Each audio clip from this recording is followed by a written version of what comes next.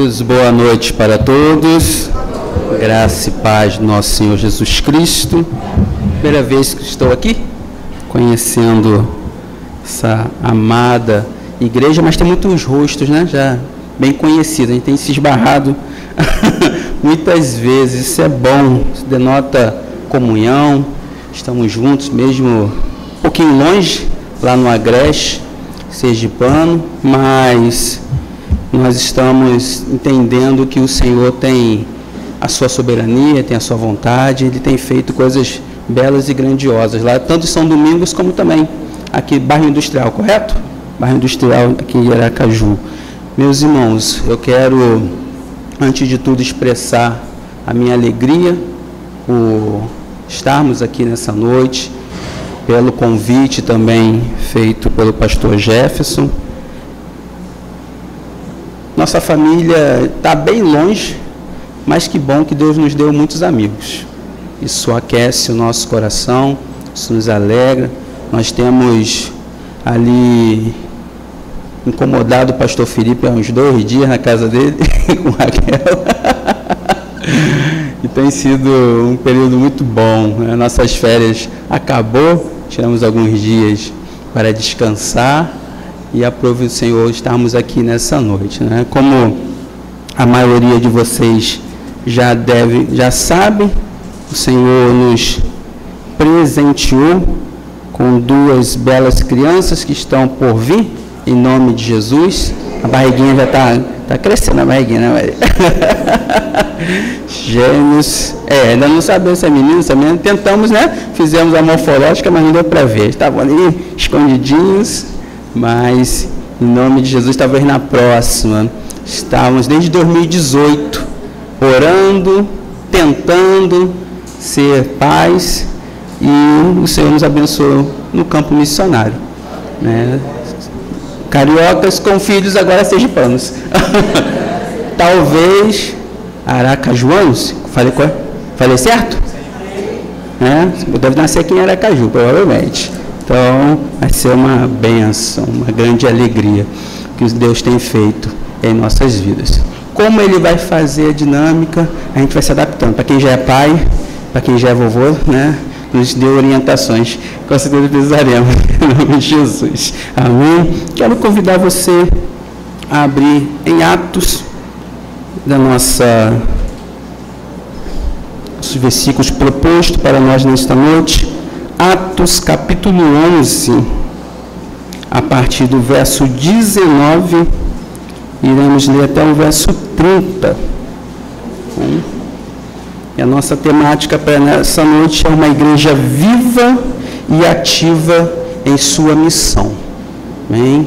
Somos vivos pelo Espírito Santo de Deus e temos uma missão dada pelo nosso Senhor, nosso eterno Pai. Precisamos cumpri-la com afinco e com dedicação.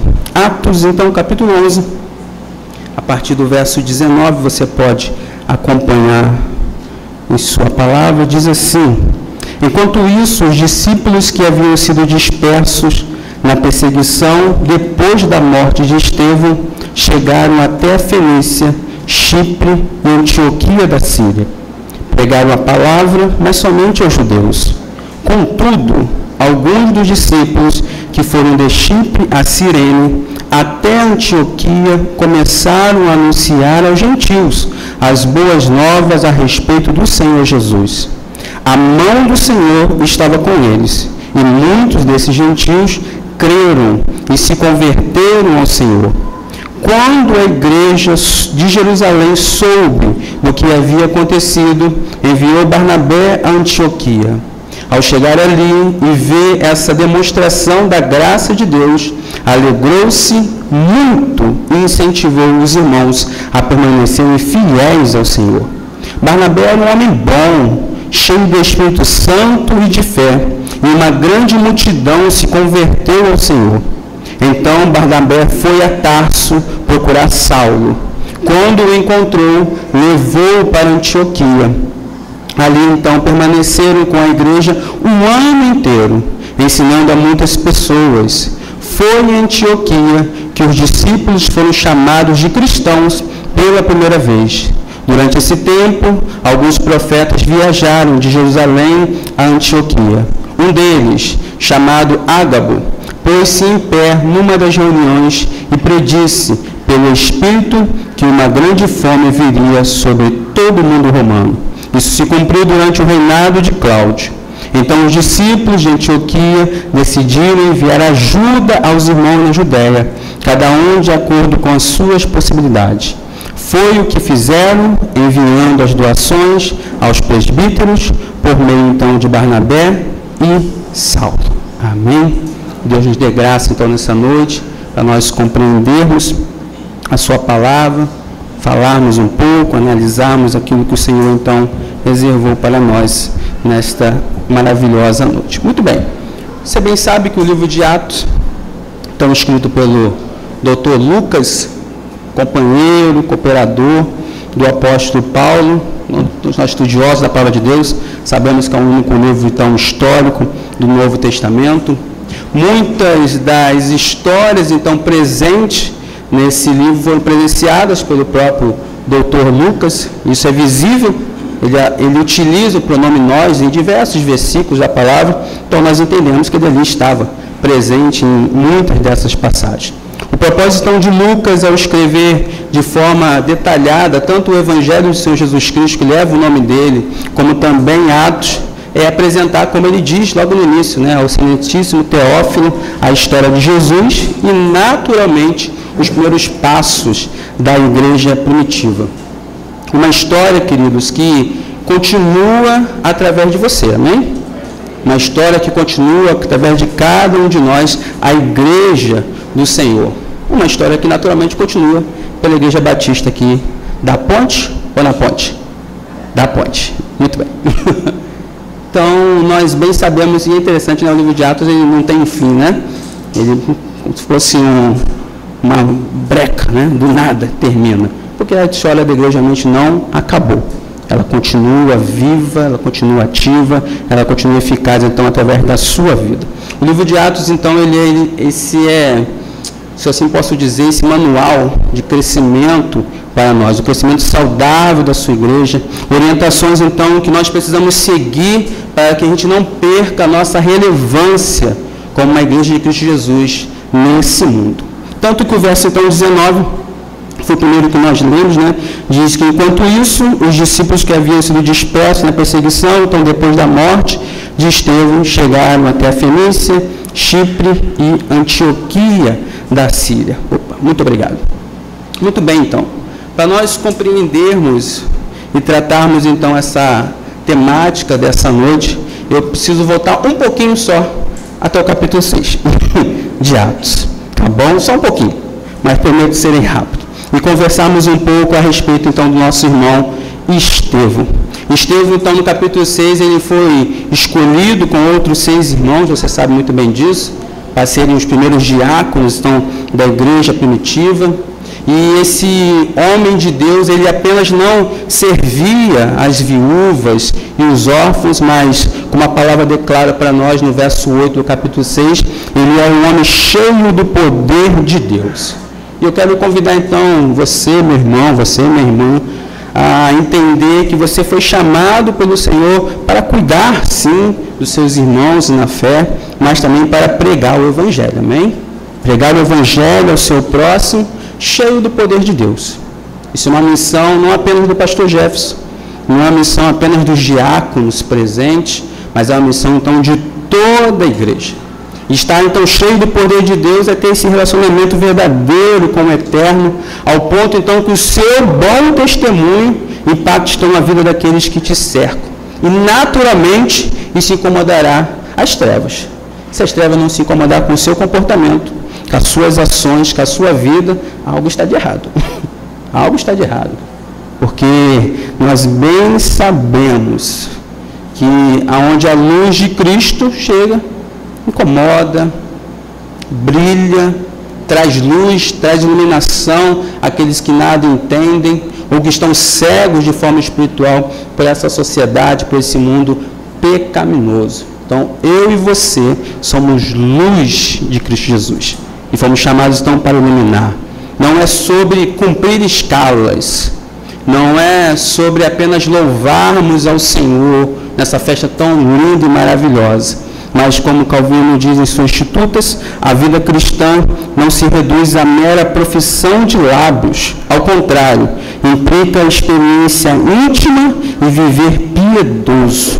Não é especulativa, mas existencial. Então você foi chamado para viver realmente com Cristo.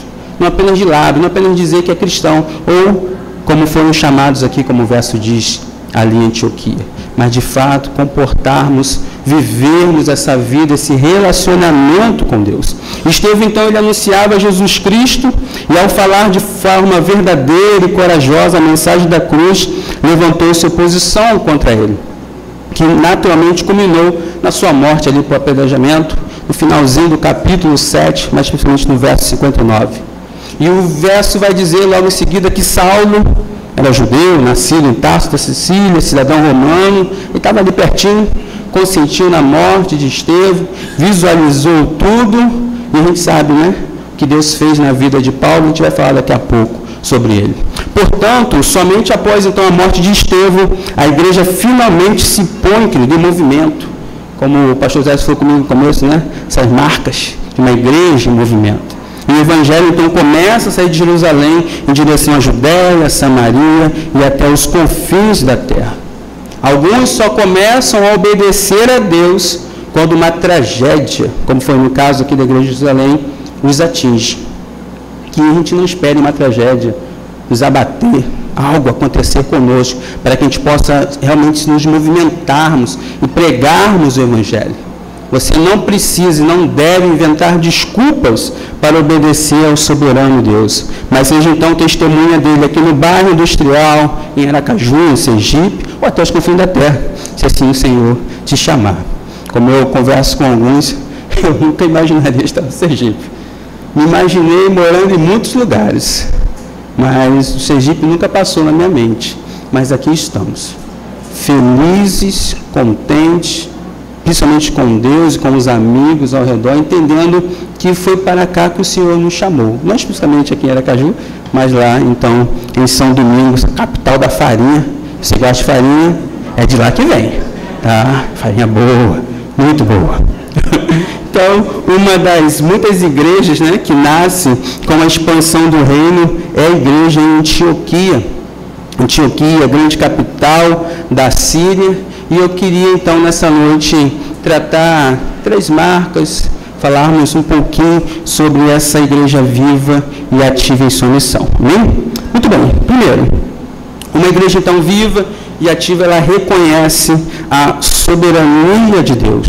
O próprio verso 19, que nós já lemos, eu quero ler novamente com os irmãos, diz que, enquanto isso, os discípulos que haviam sido dispersos na perseguição, depois da morte de Estevão, chegaram até Fenícia, Chipre e Antioquia da Síria. Então, enquanto Pedro se explicava à igreja em Jerusalém, logo no início, ali do capítulo 11, o porquê que ele estava na casa de Cornélio, tendo a comunhão ali com os gentios, Deus então usava um outro grupo de discípulos para iniciar ali a igreja em Antioquia. Você, como bom estudioso da palavra, sabe que ali no capítulo 9, Saulo é alcançado por Cristo Jesus, não precisamos tocar nessa questão, mas é interessante, né? Porque Pedro se explicava o porquê de pregar o evangelho a Cornélio, um gentil. Enquanto que lá na Antioquia, a igreja estava começando, primeiro aos judeus, sim, mas muitos outros gentios foram alcançados por Cristo Jesus. Uma igreja, então, que tem o seu começo graças à morte de Estevão e à perseguição que se deu aos discípulos. Porque só após a morte, como diz então o verso 19, é que finalmente o evangelho começou a alcançar os confins, então, da terra. Lucas, então, nos mostra, querido, a importância de nós confiarmos na soberania de Deus. Alguns poderiam, então, questionar a Deus o porquê de um homem tão bom como Estevão ter perdido a vida de uma forma tão brutal. Ou por qual motivo a igreja estava sendo perseguida. Afinal, eram homens, eram mulheres tementes ao Senhor. Não estavam fazendo nada de mal. Pelo contrário, estavam ensinando o Evangelho, ensinando a mensagem da cruz, o caminho que é Cristo Jesus. Não estavam ensinando nada de ruim, muitas coisas boas, mas estavam sendo perseguidos. Mas aqui em toda a história nós entendemos então que nada foge do controle do Senhor, nada. Nós estamos tristes pelo que aconteceu, sim, com o nosso pastor Diego, com Nadine, mas tudo continua nas mãos de Deus. Nosso papel como igreja é apenas orar, interceder, dar um abraço bem gostoso, amém? Quando nos vê, chorar juntos, precisar, mas quem traz o consolo de fato é o Espírito Santo. E tem coisas que nós não entendemos o porquê que acontece, mas está na soberania do Senhor. Deus então conduz a história para que os seus propósitos sejam cumpridos. Ele, em sua soberania, permite que tais coisas aconteçam, sempre com um propósito maior. Mesmo que não entendamos o agir de Deus, como eu acabei de dizer, nesse momento ou momentos futuros, é necessário que eu e você confiemos na soberania de Deus. Como diz então Romanos, tão conhecido, capítulo 8, verso 28, e sabemos então que Deus faz todas as coisas cooperarem para o bem daqueles que o amam e que são chamados de acordo com o seu propósito. Tudo coopera. Todas as coisas irão cooperar, mesmo que a gente não entenda naquele momento. Há um propósito para tudo, no céu, em cima do céu, debaixo, querido. E o Senhor, em algum momento, se assim Ele quiser, Ele poderá então nos ensinar e nos explicar, se assim for a vontade dEle, o porquê que tal coisa aconteceu. Deus então te plantou em sua igreja, Deus te plantou em seu bairro com um propósito. Você não está aqui por acaso. Essa igreja não foi plantada nesse bairro ao acaso. Há um propósito em todas as coisas. Há um propósito, o pastor Jefferson está aqui, há um propósito que os irmãos aqui da Batista da Ponte congreguem aqui, que os irmãos da Ciba congreguem lá, né, em Aracaju, tudo é um propósito. Naturalmente, nós sabemos que esse propósito é glorificar a Deus com toda a sua vida. O Senhor é que precisa sempre aparecer, amém? E se posso então dar uma aplicação prática para nós, as dificuldades como a perseguição ou a perda de um ente querido não podem parar uma igreja que confia na providência de Deus. Se você realmente confia no Senhor, se você realmente entende que Deus Ele é soberano, descanse no Pai, descanse no amor de Deus, descanse na vontade do Senhor, porque uma igreja só pode avançar se, antes de tudo, entender que Deus Ele é soberano, que nada acontece ao acaso, que não foi ao acaso que nós viemos para cá, não foi ao acaso que você está aqui plantado nesse bairro, mas o Senhor te chamou com um propósito, para você pregar o Evangelho, amém? Então anuncie Jesus Cristo, para que outras igrejas sejam plantadas, não daqui a 4 anos, mas quem sabe ano que vem, para que outras e outras igrejas sejam plantadas em outros bairros, em outros locais, porque essa é a vontade de Deus, que o Evangelho dele, então, seja expandido. Segunda aplicação para nós nesta noite, então, uma igreja viva, que ativa em sua missão, ela reconhece, então, que Jesus, Ele é o centro. Diz, então, o verso 20 e o verso 21 de Atos 11. Contudo, alguns dos discípulos que foram de Chipre a Cirene até Antioquia começaram a anunciar aos gentios as boas novas a respeito do Senhor Jesus. A mão do Senhor estava com eles, e muitos desses gentios creram e se converteram ao Senhor. Então, Lucas ele está relatando aqui com exatidão para nós que os discípulos que chegaram a Antioquia, eles começaram a anunciar a pessoa de Cristo Jesus. O foco desses discípulos não era o seu testemunho. O foco desses discípulos não era anunciar como eles eram uma igreja relevante na sua sociedade, ou até como eles possuíam um excelente conhecimento bíblico, como eles eram bons de teologia. Precisamos estudar sim, com certeza. Estou dizendo para não estudarmos. Mas o foco daqueles discípulos sempre foi Jesus Cristo. Quem tem que aparecer é Jesus. A mensagem que tem que sair dos seus lábios, dos meus lábios, precisa ser Cristo Jesus. Jesus era o centro, então, da vida daqueles discípulos, então precisa ser o centro da sua vida. Porque senão, não tem como nós caminharmos. Não tem como nós avançarmos. Não tem como o Evangelho alcançar outros corações se nós começarmos a pregar as nossas experiências. A minha vida. Não, pregue Jesus. Porque vocês somos pecadores. Já fizemos oração de confissão de pecados agora há pouco. Que pecamos todos os dias, todo momento. Mas Jesus não. Jesus é o centro, como está muito bonito aqui, né? Solos Cristo, somente Jesus, somente Cristo. Nós bem sabemos então que a salvação ela é obtida somente por meio de Jesus Cristo. Você não pode esquecer disso. Eu não posso esquecer disso. E o pastor Jefferson não deseja que você esqueça, tanto que ele escreveu aqui. Para toda vez que você chegar para cultuar o Senhor, você não esqueça. A salvação é somente, então, pela pessoa de Jesus Cristo. A mensagem nunca foi sobre nós, mas sempre sobre Cristo. Cristo, então, precisa ser exaltado. Cristo precisa ser reconhecido. Somente Ele, querido. Somente Ele. O bairro industrial, nossa querida Aracaju, nosso estado maravilhoso. Eu estou falando nosso, né? Então, eu estou falando nosso, então já é. Nosso querido estado precisa, então, conhecer a pessoa de Jesus através da sua igreja. Como é que o Sergipe vai conhecer a Cristo? É através de você. Amém? É através da igreja dele.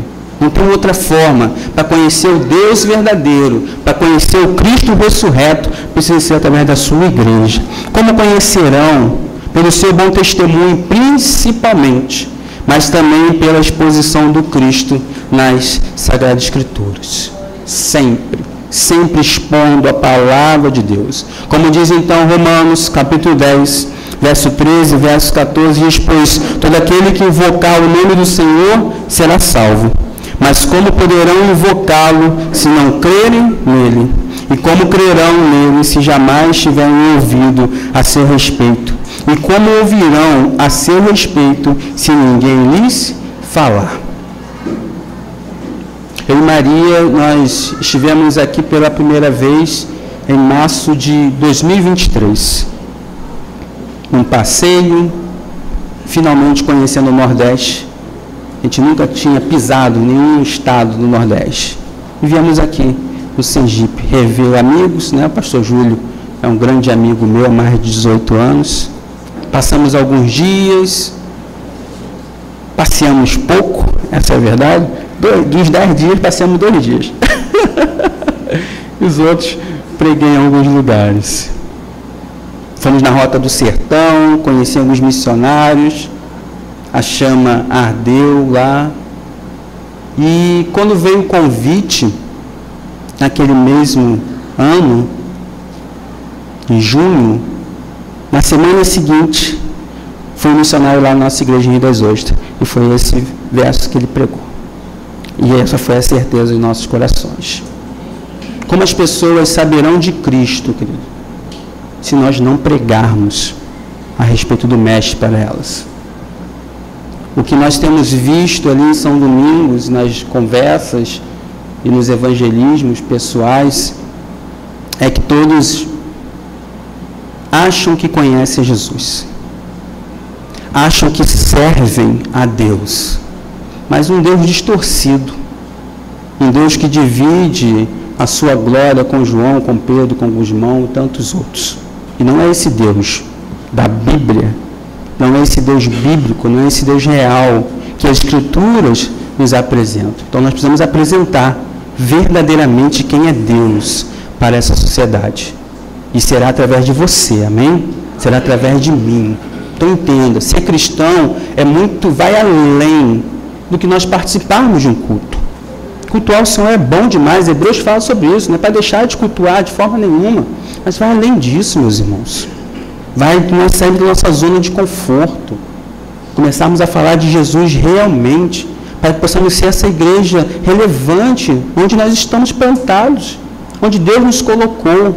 Então você precisa dar um bom testemunho, sim, mas pregar, abrir a sua boca e falar de Cristo Jesus de forma intencional. Essa sociedade precisa de Jesus Cristo, para serem então remidos e transformados. E precisa de ouvir de você.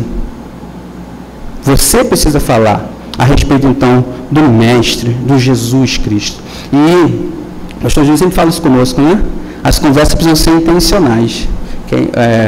Os meninos estavam, a gente estava em São Paulo, a gente viu, né? O pastor Júlio começa a conversar, fala um pouquinho de futebol, chama a pessoa para perto dele, daqui a pouco ele está falando de Jesus. Um excelente missionário. Tem que ser assim, tem que ser intencional. As nossas conversas com nossos colegas de trabalho, com o amigo da faculdade, com o vizinho, precisa sempre culminar na pessoa de Cristo Jesus. Por isso, Jesus precisa ser o centro. Então, independentemente de quem for, de qual pessoa estiver próximo de você, fale. O importante é não nos calarmos. O importante é não deixarmos de falar a respeito do amor de Deus. Anuncie, então, a graça do Deus Pai, o amor do Deus Filho, o consolo do Deus Espírito Santo a todos quantos tiver, querido, a oportunidade. Fale do amor de Deus. Fale. Como eu disse, participar apenas dos cultos não é suficiente. Você precisa então ter Jesus como centro da sua vida e anunciar o Salvador a outros, assim como os irmãos fizeram ali em Antioquia. Eles chegaram não para conhecer a grande capital. Eles foram não para passear. Eles foram não para ver as belas, paisagens daquele local. Eles foram para anunciar Jesus Cristo. Estou dizendo que você não possa se divertir, sair, pelo contrário, faça. Tenha seu tempo livre, sim. Mas fale de Jesus em toda oportunidade então, que você tiver. E saiba que a mão do Senhor estará com você, assim como ele esteve com aqueles irmãos. Que o verso diz?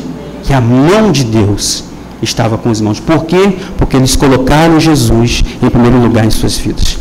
Porque eles colocaram Jesus como centro das suas vidas. Então, tudo correu bem. A mão do Senhor estava com ele. Eu não sei se o pastor Jefferson conhece o hino 582 do cantor cristão. Oi? 582 diz que eu teria um desgosto profundo se faltasse o Flamengo no mundo. Ele vibra, ele é fibra, muita libra, já pensou. Flamengo até morrer, eu sou. Conhece isso não? Pensei que era do cantor, perdão, meu querido. Então, os flamenguistas como eu, eles dizem, nós dizemos que poderia ter um desgosto muito profundo. Acho que não há desgosto maior do mundo do que a falta de Cristo Jesus. O Flamengo pode acabar, confiança, pode acabar também. Muitos, todos podem acabar. Nosso coração pode até ficar triste porque acabou o time. Mas desgosto profundo, real, é a falta de Jesus. É a falta de Cristo nessa sociedade. Eles precisam realmente conhecer esse Cristo que nós conhecemos, que amamos e que servimos. Então, querido, procure sempre ter conversas intencionais, a aplicação para nós nesse momento.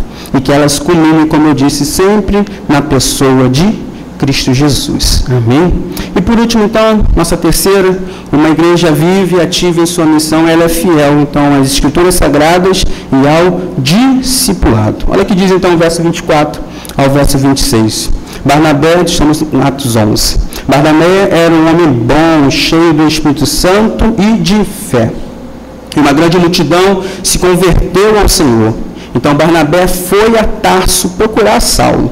Quando encontrou, levou para Antioquia, ali permaneceram com a igreja um ano inteiro, ensinando a muitas pessoas. Foi em Antioquia que os discípulos foram chamados de cristãos pela primeira vez.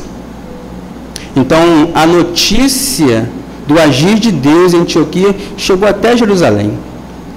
E a alegria dos líderes, da igreja em Jerusalém foi tanta que eles enviaram Barnabé até Antioquia. A igreja mãe, podemos assim dizer, envia Barnabé não como um espião, tá bom? De forma nenhuma.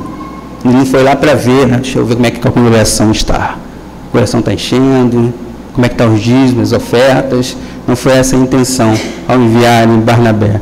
Mas Barnabé chega ali como um cooperador da obra de Deus, cooperador para aquele local que estava florescendo a palavra do Senhor. E Barnabé diz então a palavra que ele se alegra muitíssimo ao evidenciar que muitos estavam sendo alcançados pela graça de Deus. Como o texto diz, Barnabé é um homem temente, piedoso, humilde. Ele entende que sozinho não tinha como ele cumprir essa missão. E ele vai até Tarso, busca Saulo para ajudá-lo nessa missão de ensino e discipulado, então, aos novos crentes em Antioquia. Às vezes nós somos um pouco orgulhosos, né? De não pedirmos ajuda, principalmente nós homens. Temos esse grande mal, essa dificuldade de compartilhar. Alguns líderes têm essa dificuldade também, mas a gente não vê isso em Barnabé. Barnabé é um homem que nos ensina muitas coisas. Faltam Barnabés no nosso meio. Faltam Barnabés, homens piedosos, e que entendem que preciso chamar, preciso de ajuda, preciso ter alguém ao meu lado. E assim ele faz. O texto diz que eles permaneceram não uma semana, não um mês, mas um ano inteiro, estudando as Escrituras e discipulando então a muitos, expondo as Sagradas Escrituras, estudando a palavra de Deus. Um ano inteiro. Porque discipulado é investimento. É gastar tempo, sim. É estar junto, sim. E o discipulado, então, na cidade foi tão intenso, diz a palavra de Deus, que eles começaram a chamar os discípulos de cristãos, né? Esses homens de Cristo. Tão intenso que foi o discipulado. As pessoas estavam conhecendo ainda mais. Olha, aquele ali é seguidor de Jesus, aquele também é, aquele outro também é.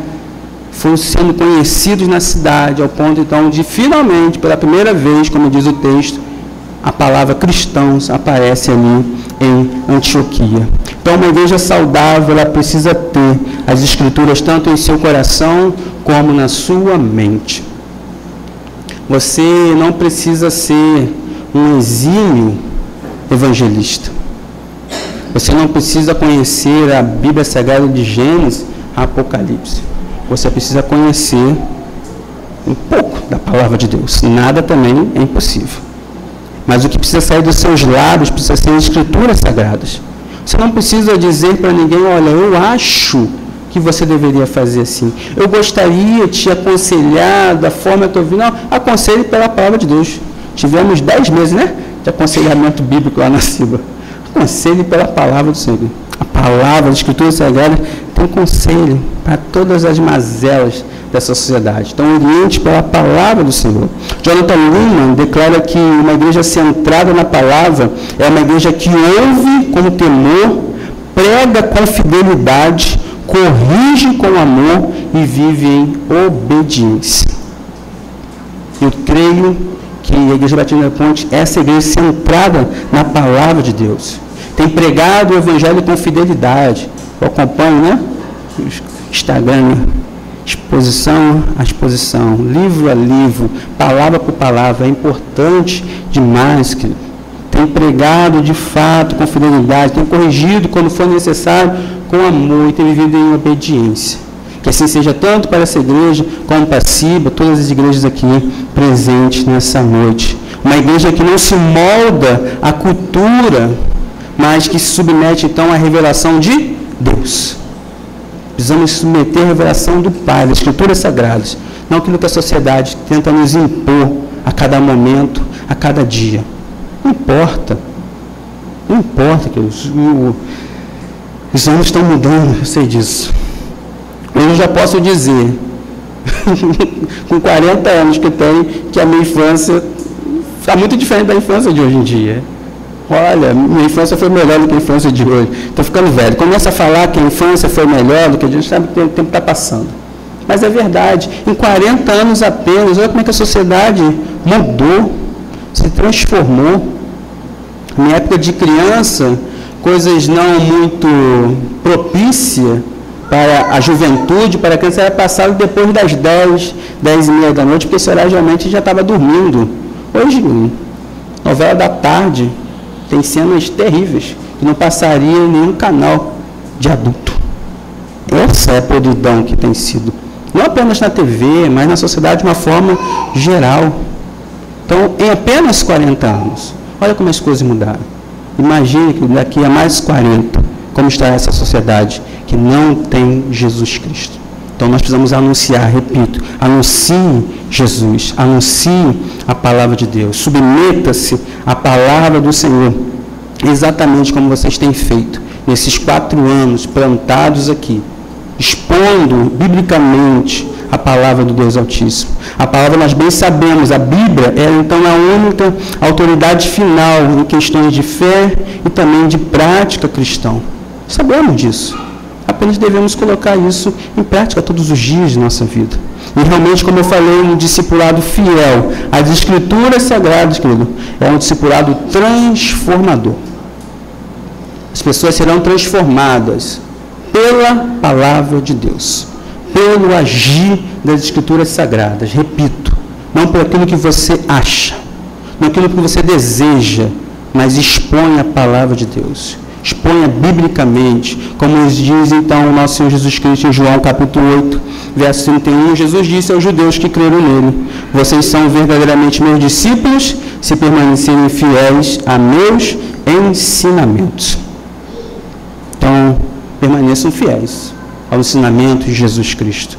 E ensine então com excelência, não de qualquer forma, mas com excelência, a sã doutrina, para que todos vejam que realmente você, eu, cada um de nós somos cristãos.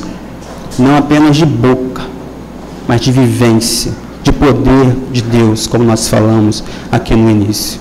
De realmente não apenas experiências com o Pai, mas tendo uma caminhada com o Senhor, dia por dia. Porque experiências logo passa. Mas constância, vivermos a cada dia, cada semana, a cada mês, a cada ano, na presença de Deus, até o fim, esse é o desafio. Eu sei que tem muitos aqui com 10, 20, mais de 30 anos no Evangelho. Glória a Deus por isso. Permaneçam fiéis a Deus e às Escrituras Sagradas. Portanto, eu quero encerrar nessa noite dizendo que a igreja em Antioquia nos ensina a confiarmos então na soberania de Deus, como nós falamos, e a missão ela é conduzida pelo próprio Deus, não por nós. Então descanse no Senhor. É Deus que conduz. É Deus que está conduzindo essa igreja, é Deus que está conduzindo, né, a todos aqui representados. E também, bem entendemos, é sempre lembrarmos que Jesus é quem deve aparecer e se destacar. Não deve ser o nosso nome conhecido, mas o de Cristo. Sempre brinco com a igreja lá em São Domingos, falo com eles, ó, desconfie muito. Quando a placa da igreja está o rosto do pastor, só tem o nome dele e de toda a família no nome de Cristo. Quem precisa aparecer é Jesus. Não sou eu, não é o pastor Jefferson. Quem precisa ser conhecido é Cristo, sempre Ele. E por fim, que a igreja deve ser então uma igreja bíblica, missionária e discipuladora. Esse é o tripé que não deve ser ignorado de forma nenhuma. Que essa igreja então continue plantando igrejas bíblicas fundamentadas na palavra. Igrejas missionárias que compreendam a importância de missões. E igrejas discipuladoras, como eu disse, que investem tempo e recurso no novo crente. Que daqui a 40 anos, quando eu tiver com 80, alguns irmãos um pouquinho menos, outros com a mesma idade que eu, nós possamos testemunhar que a Igreja Batista aqui da Ponte tem plantado fielmente igrejas até que Jesus venha, amém? E você vai poder dizer, olha, eu vi o começo daquela igreja. A Igreja Batista da Ponte está fazendo 44 anos, depois de emancipada, né? Eu vi, eu presenciei, a Batista gosta, né, de, meu nome está lá, eu presenciei tudo isso, que vai ser maravilhoso. Nós presenciarmos e vermos a expansão do reino de Deus, e você entender que não é mérito seu, a glória de Deus, mas você foi um instrumento do Senhor. O vaso nada pode fazer, mas o olheiro está ali, nos moldando, nos usando para a glória dele. E que assim seja cada dia mais. Amém? Deus possa abençoar essa amada igreja, abençoe a sua vida, pastor Jefferson. Posso orar? Amém? Feche seus olhos, por favor.